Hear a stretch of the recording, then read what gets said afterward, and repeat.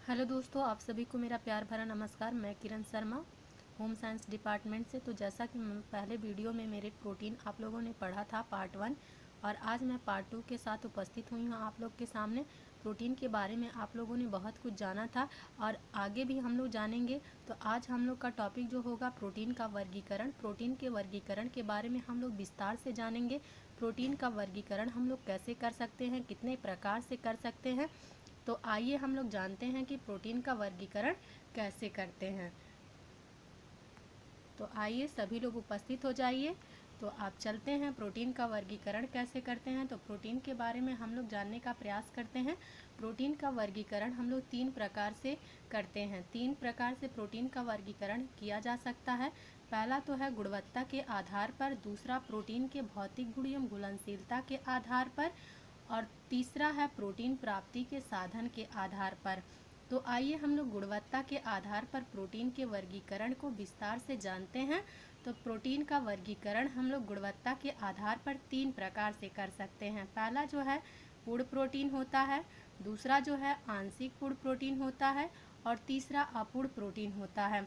तो पूर्ण प्रोटीन की अगर बात करें तो थोड़ा सा जान लीजिए। पूर्ण प्रोटीन वो प्रोटीन होता है जिसमें भरपूर मात्रा में प्रोटीन उपस्थित होता है, और आंशिक पूर्ण प्रोटीन का मतलब ये होता है कि इसमें अमीनो अम्ल की थोड़ी कमी रहती है। ये पूरी तरह से पूर्ण प्रोटीन नहीं रहता है। अपूर्ण प्रोटीन की बात करें तो अपूर्ण प्रोटीन में कोई अमीनो अम्ल उपस्थित नहीं रहता है। अगर आप इसको खाएं तो भी, ना खाएं तो भी आपके शरीर पर कोई प्रभाव नहीं पड़ता है। तो आइए हम पूर्ण प्रोटीन को विस्तार से जानते हैं कि पूर्ण प्रोटीन को हम लोग पूर्ण प्रोटीन से में सभी आवश्यक अम्ल पाए जाते हैं। आवश्यक अम्ल जो होते हैं वो 10 प्रकार के होते हैं। आप लोगों ने पिछली वीडियो में जाना था कि आवश्यक अमीनो अम्ल जो होते हैं 10 प्रकार के होते हैं, और अब तक जो है 22 प्रकार के अमीनो अम्ल खोजे जा चुके हैं, और जो होते हैं वो अनावश्यक अमीनो अम्ल होते हैं, और 10 जो होते हैं आवश्यक अमीनो अम्ल होते हैं। और पूर्ण प्रोटीन में ज़्यादातर मांसाहारी जगत से प्राप्त होते हैं। पूर्ण प्रोटीन जो मांसाहारी जगत से प्राप्त होते हैं, मांसाहारी जगत में क्या होता है, मांस, मछली, अंडे वगैरह, ये सब मांसाहारी जगत में आते हैं। ये प्रोटीन जो होते हैं शरीर के वृद्धि एवं विकास में सहायता करते हैं और शरीर का निर्माण भी करते हैं। जैसा कि आप लोग जानते हैं, शरीर जो प्रोटीन जो होता है तंतुओं का निर्माण करता है। तो तंतुओं का निर्माण नहीं होगा तो हमारे शरीर का भी निर्माण नहीं होगा। इसलिए शरीर के निर्माण के लिए बहुत ही ज़रूरी होता है प्रोटीन। और आइए हम लोग आगे बात करते हैं। तो ये प्रोटीन प्राप्ति हम लोग को कहाँ से प्राप्त होता है। पूर्ण प्रोटीन प्राणी जगत से प्राप्त होता है। तो किस किस चीज़ों में हमें प्राणी जगत से प्राप्त होता है। तो पहला तो दूध प्राप्त होता है हमें। दूध गाय से प्राप्त होता है, भैंस से प्राप्त होता है, जानवरों से ही मादा जानवर से प्राप्त होता है। तो दूध, दही, मांस, मछली, अंडा, यकृति। ठीक। और ये हम लोग ये जो है याद करने वाली चीज़ है, इसको याद करेंगे तो हम लोग कंपटीशन लेवल में ज़रूर ऐसे क्वेश्चन आते हैं।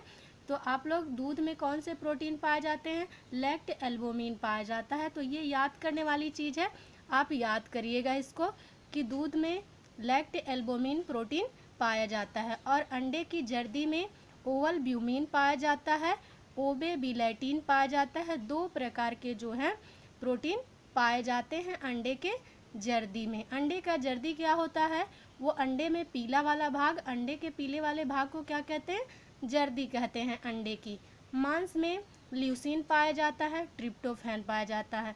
ट्रिप्टोफैन जो होता है ये बॉडी के वृद्धि एवं विकास में काफ़ी कारगर होता है, और ये पूरी तरह से मांसाहारी भोज्य पदार्थों से प्राप्त होता है। तो आइए आगे हम लोग चलते हैं।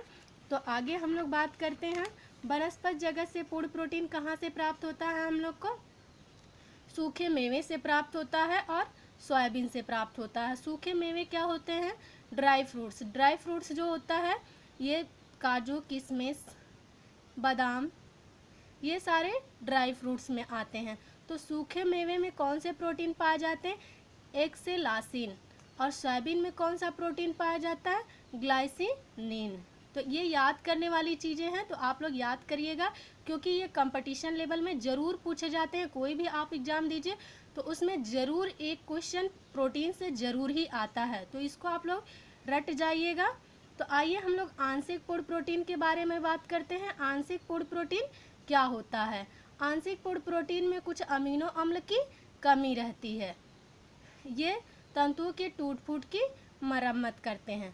आंशिक पूर्ण प्रोटीन जो होता है हमारे बॉडी की वृद्धि एवं विकास में सहायता नहीं होता करता है, बल्कि ये हमारे जब हम कोई कार्य करते हैं तो हमारे तंतुओं की टूट फूट होती रहती है, तो उनकी ये मरम्मत करने का कार्य करता है।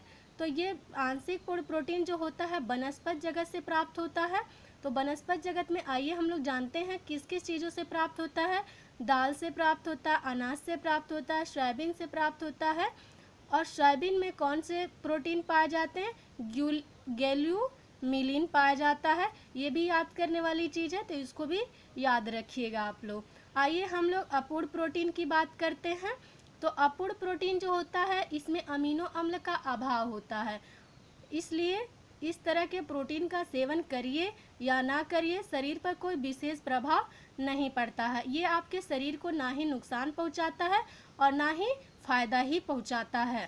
ठीक, तो इस तरह के प्रोटीन किस में पाए जाते हैं? मक्के में पाए जाते हैं, कुछ सब्जियों में पाए जाते हैं, फलों में भी पाए जाते हैं। तो मक्के में जीन प्रोटीन पाया जाता है जो अपूर्ण प्रोटीन के रूप में माना जाता है, अपूर्ण प्रोटीन होता है। और फलों में जिलेटिन पाया जाता है जो अपूर्ण प्रोटीन होता है। तो आइए हम लोग प्रोटीन के भौतिक गुण एवं घुलनशीलता के आधार पर प्रोटीन का वर्गीकरण करना जानते हैं। तो प्रोटीन का भौतिक गुण एवं घुलनशीलता के आधार पर भी हम लोग प्रोटीन को 3 भागों में बांटते हैं। तो पहला जो हो गया हमारा वो साधारण प्रोटीन हो गया, और दूसरा जो हो गया संयुक्त प्रोटीन हो गया, और तीसरा जो हो गया व्युत्पन्न प्रोटीन हो गया। तो आप लोगों को समझ में आ गया होगा कि हम लोग प्रोटीन के भौतिक गुण को 3 प्रकार में बांटते हैं: साधारण प्रोटीन, संयुक्त प्रोटीन और व्युत्पन्न प्रोटीन। आइए आगे चलते हैं हम लोग।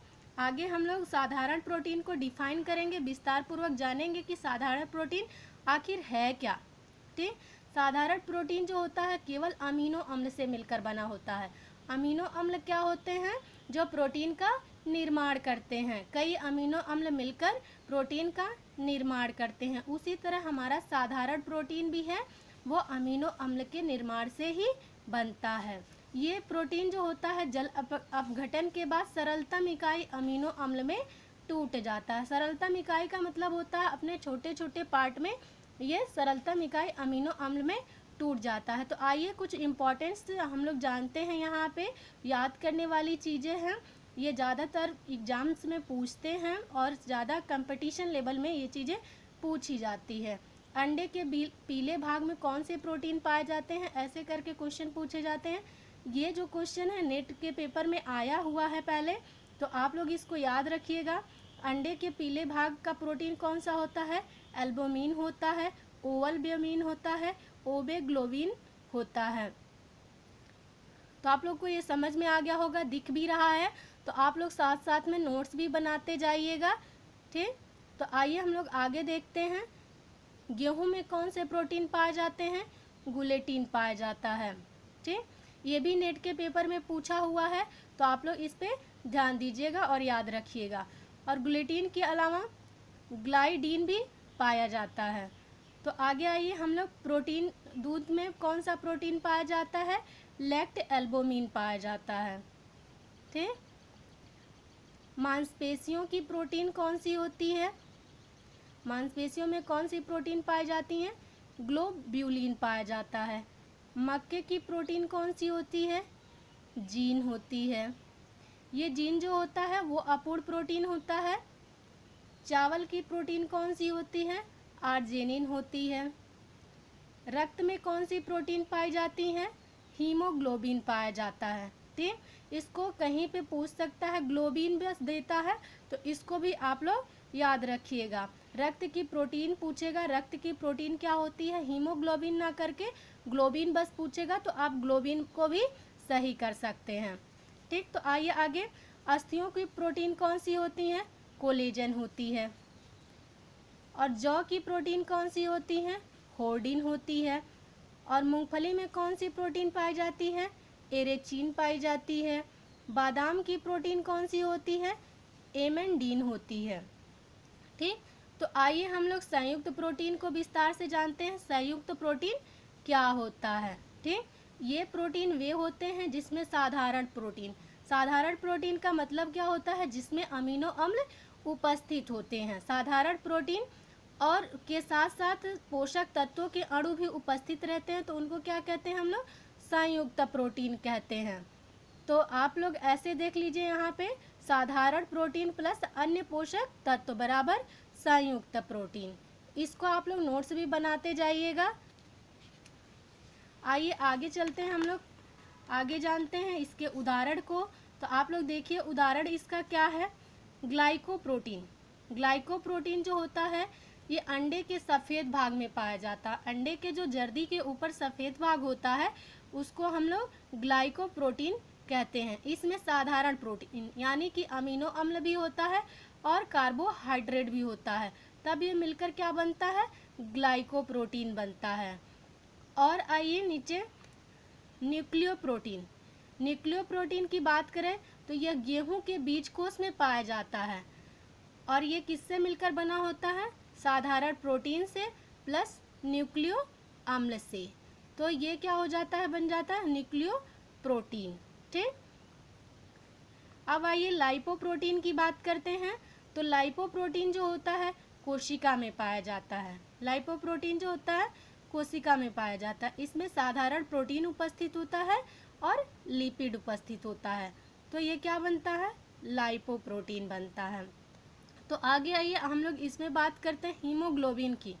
हीमोग्लोबिन किससे मिलकर बना हुआ? ये रक्त का प्रोटीन है। जैसा कि आप लोग पहले भी जान चुके हैं कि हीमोग्लोबिन रक्त में पाया जाता है, ये रक्त प्रोटीन है। तो ये मिलकर बना है साधारण protein plus globin plus heme, तो बराबर हीमोग्लोबिन। ठीक, तो फास्फोप्रोटीन की बात करते हैं हम लोग। तो फास्फोप्रोटीन जो होता है दूध तथा अंडे के पीले भाग में पाई जाती है और ये साधारण प्रोटीन प्लस फास्फोरस के मिलने से बनती है। ठीक, तो आइए हम लोग व्युत्पन्न प्रोटीन की बात करते हैं। व्युत्पन्न प्रोटीन जो होता है इसको डिफाइन करते हैं।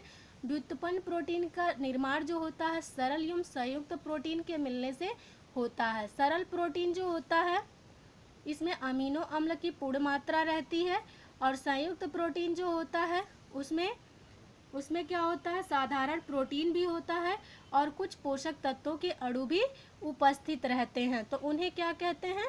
व्युत्पन्न प्रोटीन हम लोग कहते हैं। ठीक, तो आइए हम लोग प्राप्ति के आधार पर प्रोटीन का वर्गीकरण किया जाए।